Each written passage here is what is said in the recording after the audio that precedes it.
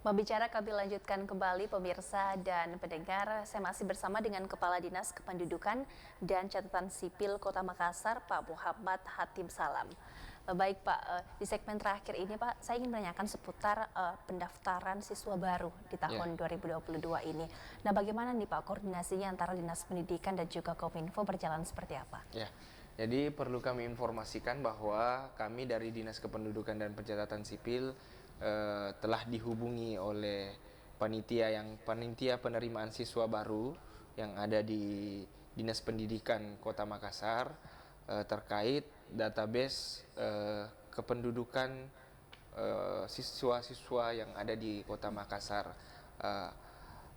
Yang perlu Bapak Ibu pahami bahwa kami dari Dinas Kependudukan adalah sebagai supporting system bagi pelaksanaan PPDB ini. PPDB ini leading sektornya ada di Dinas Pendidikan, namun kami dan Dinas Dukcapil dan juga Dinas Kominfo selaku supporting system terhadap pelaksanaan PPDB ini.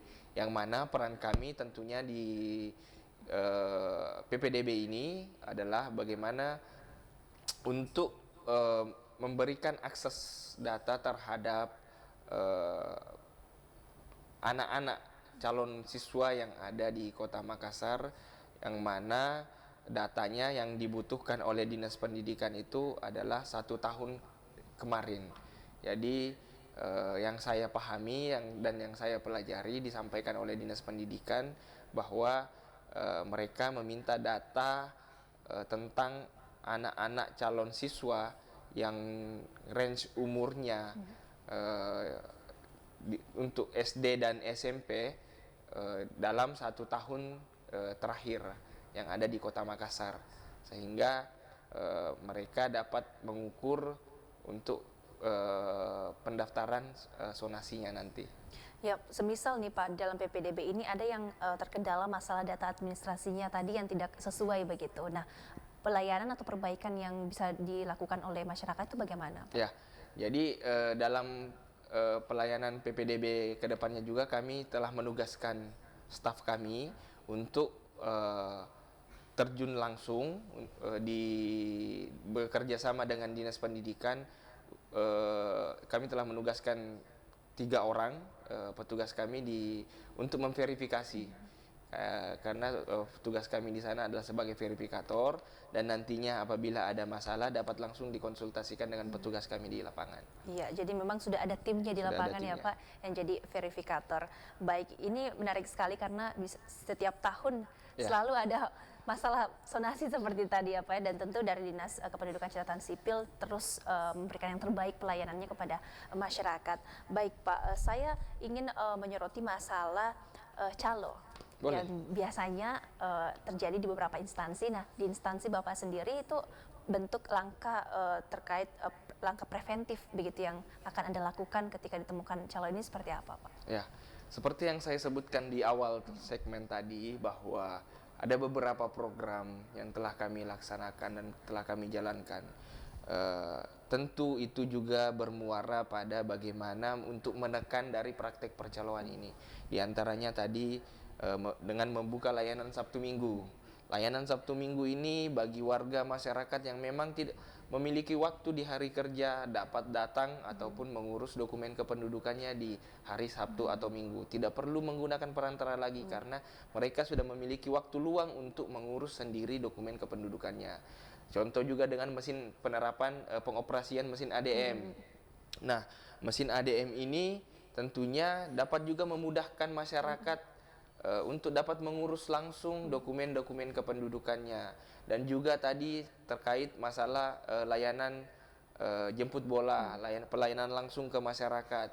Nah, upaya-upaya ini kami lakukan juga nanti muaranya kepada bagaimana menekan praktek-praktek percaloan yang ada di lapangan, dan juga bagaimana supaya masyarakat Kota Makassar ini dapat teredukasi bahwa mereka harus mengurus sendiri dokumen kependudukannya.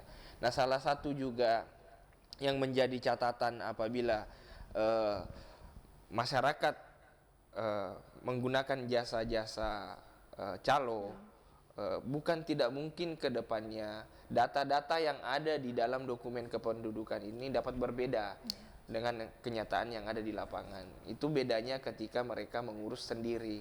Mereka sudah tahu tanggal kelahirannya, mereka sudah tahu data-data yang dibutuhkan yang akan diinput dalam dokumen kependudukannya. Olehnya itu kami sarankan sebisa mungkin dan semampu mungkin untuk pengurusan dokumen kependudukan tidak melalui perantara-perantara ataupun jasa yang dibuka oleh oknum-oknum tertentu. Iya, jadi bisa dibilang program-program dari Disduk Capil ini sangat mendukung sekali untuk efektivitas pelayanannya, terhindar dari segala bentuk penipuan dan lain-lain. Baik Pak, Anda melihat nih Pak, PR besar kemudian yang kedepannya akan dihadapi oleh Disduk Capil terkait dengan masalah pelayanan, penginputan data dan lain-lain itu seperti apa Pak Anda melihat? Ya, jadi kemarin kami dari Dirjen Kependudukan dan Pencatatan Sipil, kami diedukasi terkait era yang lebih maju ke depannya, dan kami diedukasi bahwa ke depannya itu era pelayanan itu lebih berbasis terhadap pelayanan digital. Olehnya itu kami diminta bersiap untuk menghadapi tuntutan era yang mana dapat lebih memudahkan pelayanan-pelayanan itu melalui layanan-layanan digital. Nah, ini juga yang tantangan ke depannya itu bahwa bagaimana kami bisa dapat menyampaikan langsung ke masyarakat, mensosialisasikan terhadap prosedur layanan yang akan dilaksanakan untuk menghadapi layanan digital ini ke depannya. Nah, salah satu contoh yang sementara digodok oleh Dirjen Dukcapil yaitu Digital ID. Digital ID ini nanti ke depannya akan diterapkan, dan alhamdulillah Makassar sebagai salah satu proyek percontohan, pilot project dari penerapan Digital ID ini di antara beberapa kabupaten kota yang ada di Indonesia. Jadi Digital ID ini nanti semacam KTP yang berada di HP. Nah, ini adalah program dari Kementerian Dalam Negeri, dalam hal ini Dirjen Dukcapil, yang mana nantinya KTP itu akan dipindahkan ke dalam HP atau mobile dari masyarakat. Namun Kementerian Dalam Negeri tentu menyadari bahwa belum semua masyarakat mampu mengakses layanan-layanan seperti itu. Olehnya itu, kedepannya Dirjen Dukcapil ini akan tetap mensinergikan antara Digital ID maupun KTP manual yang ada pada saat ini. Jadi bukan berarti dengan adanya penerapan Digital ID ini lantas serta-merta KTP yang ada pada saat ini sudah tidak berlaku, tidak. Jadi Kementerian Dalam Negeri tentu menyadari secara penuh bahwa tidak semua masyarakat kita memiliki alat ataupun device dan memiliki kemampuan untuk mengakses program-program yang dibuat oleh Kementerian Dalam Negeri.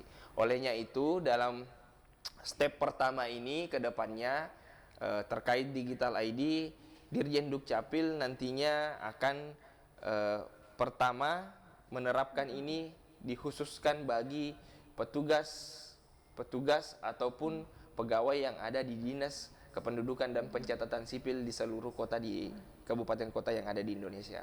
Kenapa demikian? Karena tentu ini juga sebagai edukasi sebagai kami yang ada di Dukcapil sebagai percontohan penerapan Digital ID ini. Nah, kenapa kami duluan?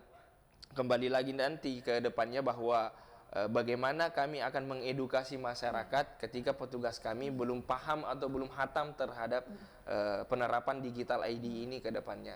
Olehnya itu, ke depannya kami petugas-petugas yang ada di Dukcapil ini akan menjadi proyek percontohan dari program Digital ID ini. Nah, itu ke depannya tantangan-tantangan yang disampaikan kemarin oleh Bapak Dirjen terkait digitalisasi pelayanan yang memang sudah menuntut kami untuk lebih memudahkan masyarakat dalam pelayanan terutama dalam era seperti saat ini. Iya, dan tentu inovasi pendataan dan pelayanan Jelas. akan terus diinovasikan ya Pak ke depannya. Himbauan Anda sendiri Pak nih untuk pemirsa dan pendengar di rumah terkait dengan pelayanan dan kepengurusan di Disdukcapil Kota Makassar ini seperti apa, silakan Pak. Ya, terima kasih Mbak. Jadi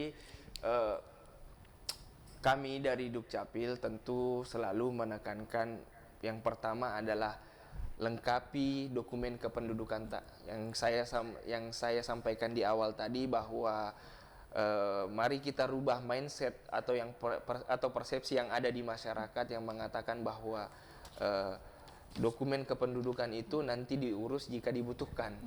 Nah, ini mindset seperti ini harus ditinggalkan, karena tidak mungkin tidak hanya satu dua contoh yang sudah ada di lapangan bahwa ketika memang sudah betul-betul dibutuhkan dokumen kependudukan itu baru mau diurus.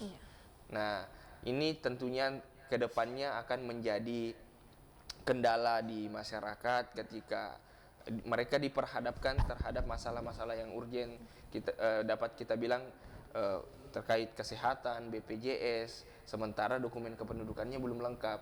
Olehnya itu penekanan dari kami, dari Dinas Kependudukan dan Pencatatan Sipil agar sebisa mungkin untuk segera melengkapi dokumen-dokumen kependudukan. Karena dokumen kependudukan ini memang bukan di pemerintahan itu Mbak, layanan Dukcapil ini bukan layanan dasar. Karena yang menjadi layanan dasar itu pendidikan, kesehatan. Tapi yang perlu Bapak Ibu ketahui, layanan Dukcapil ini menjadi dasar dari setiap layanan yang ada. Memang dia bukan layanan dasar, tapi dia menjadi dasar setiap pelayanan yang ada. Olehnya itu kami menekankan pentingnya untuk mengurus dokumen kependudukan Bapak Ibu yang ada. Nah, terus selanjutnya dalam kepengurusan dokumen kependudukan tentu kami juga menekankan pentingnya lagi seperti yang saya sebutkan tadi bahwa dokumen kependudukan itu sebisa mungkin dan semampu mungkin untuk diurus sendiri tanpa melalui perantara-perantara ataupun jasa yang dilakukan oleh oknum-oknum tertentu. Kenapa demikian? Karena tentu juga itu ada aturannya Mbak, dan kedepannya yang dikhawatirkan data-data yang diinput di dalamnya dapat bisa saja data-datanya itu tidak valid jika diurus oleh orang lain. Olehnya itu kami menekankan dan kami menghimbau agar dokumen kependudukan Bapak Ibu warga Kota Makassar dapat diurus sendiri, dan kami yang dari Dinas Kependudukan dan Pencatatan Sipil bertanggung jawab untuk lebih memudahkan pelayanan-pelayanan yang ada di masyarakat. Nah, sehingga masyarakat juga dapat mengurus langsung dokumen kependudukannya. Mungkin seperti itu, Mbak. Iya, jadi saya mencatat beberapa poin yang Anda sampaikan tadi, lengkapi dokumen dan urus sendiri. Dan tentu Disdukcapil memberikan pelayanan yang semaksimal mungkin ya Pak ke depannya. Terima kasih banyak Pak atas waktunya sore hari ini. Semoga makin banyak masyarakat yang bisa sadar begitu akan pentingnya kelengkapan dokumen. Terima kasih sekali lagi Pak. Terima kasih juga untuk Anda pemirsa dan pendengar sudah menyaksikan Oma Bicara kali ini. Saya Wafik Asisa pamit. Terima kasih. Wassalamualaikum warahmatullahi wabarakatuh.